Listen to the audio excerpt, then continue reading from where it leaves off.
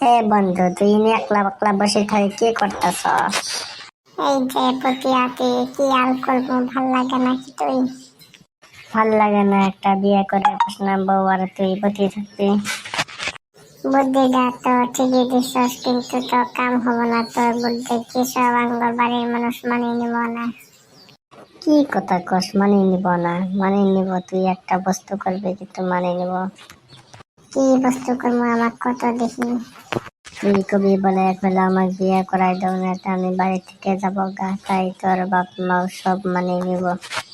তোর বুদ্ধিটা তো ঠিকই আছিল, কিন্তু আমার বাপ মাও কেন আমাকে কব বলে বিদেশ জায়গা, তাও তোর বিয়ে করাই দিব না।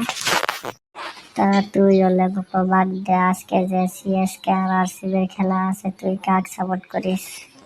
মই তো ধোনির সাপোর্টার, তাই আমি সিএসকে কে সাপোর্ট করি। তুই কাক সাপোর্ট করস? তুই ভাবি দেখ, 18 তারিখ, 18 jersey, only one Virat Kohli. আমি বিরাট কোহলিকে সাপোর্ট করি, তার মানে আরসিবি।